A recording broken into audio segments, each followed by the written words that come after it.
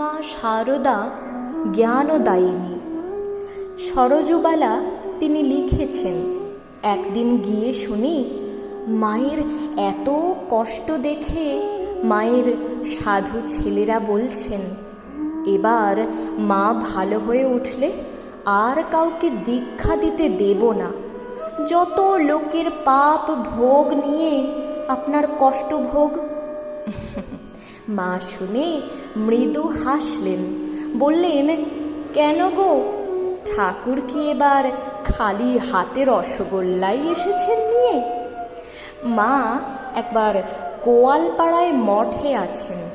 সে সময় একদিন এক ভক্ত তাকে পরামর্শ দিলেন, ভক্তদের স্পর্শে যখন কষ্ট হয় তখন স্পর্শ না করাই উচিত।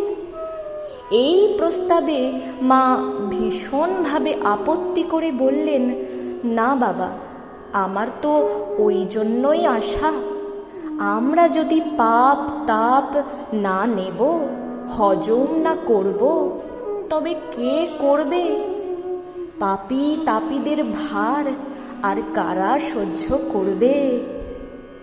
কাশীধামে শ্রীমা আরও একদিন বলেছিলেন, আমি তো জন্মাবধি কোনো পাপ করেছি বলে মনে পড়ে না। 5 বছরের সময় তাকে ছুঁয়েছি, তাকে অর্থাৎ ঠাকুরকে। আমি না হয় তখন না বুঝে, তিনিও তো ছুঁয়েছেন, আমার কেন এত জ্বালা? তাকে ছুঁয়ে অন্য সকলে মায়া মুক্ত হচ্ছে, আর আমারই কি এত মায়া? আমার যে মন রাত দিন উঁচুতে উঠে থাকতে চায়, জোর করে আমি তার নিচে নামিয়ে রাখি।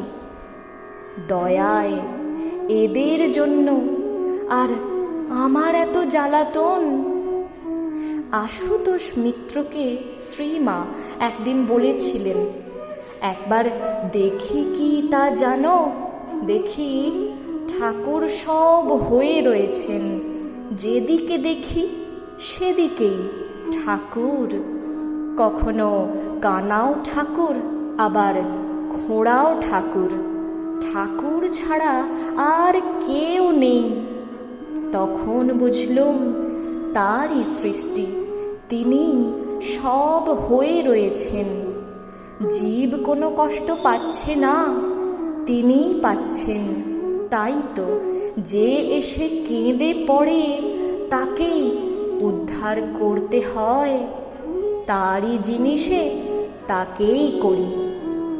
আবারও বললেন মা, একটা ডেউ পিঁপড়ে যাচ্ছে, রাধি তাকে মারবে। দেখলুম, কি দেখলুম জানো? দেখলুম সেটা পিঁপড়ে তো নয়, সে তো ঠাকুর। ঠাকুরের সেই হাত পা মুখ চোখ সব সেই। রাধিকে আটকালুম, ভাবলুম তাই তো, সব জীব যে ঠাকুরের। আমি আর কি করতে পারছি? কজনকে দেখতে পারছি? তিনি যে সকলের ভার আমার উপর দিয়েছেন। সকলকে দেখতে পারতুম, তবে তো হতো। ঠাকুর শ্রীরামকৃষ্ণ মন্ত্রদাতা গুরুদের সদ্গুরু এবং কাঁচা গুরু রূপে চিহ্নিত করেছিলেন। তিনি সদ্গুরুকে তুলনা করেছেন জাত সাপের সঙ্গে, আর কাঁচা গুরুকে ঢোঁড়ার সঙ্গে। জাত সাপে ব্যাঙকে ধরলে 3 ডাকে ব্যাঙ চুপ হয়ে যায়, কিন্তু ঢোঁড়ায় ধরলে ব্যাঙের ডাক থামতেই চায় না, ব্যাঙ ডেকেই চলে। ফলে ব্যাঙেরও যন্ত্রণা, সাপেরও যন্ত্রণা। সদ্গুরু হলে জীবের অহংকার 3 ডাকে ঘুচে যায়, জীব মুক্ত হয়। আর কাঁচা গরুর পাল্লায় পড়লে শিষ্য মুক্ত হয় না। শ্রী শ্রী মা ছিলেন সদ্গুরু। তিনি দীক্ষার্থীদের যে সকল মন্ত্র দিতেন, সে সবই ছিল ঠাকুরের দেওয়া সিদ্ধ মন্ত্র। কাজেই এই মন্ত্র অব্যর্থ। দীক্ষাদানকালে মায়ের মনের অন্তঃস্থল হতে যে মন্ত্র উঠে আসত, সে মন্ত্রই তিনি দীক্ষার্থীদের দিতেন। তিনি বলতেন, কাউকে মন্ত্র দিতে গিয়েই মন থেকে ওঠে, এই দাও, এই দাও।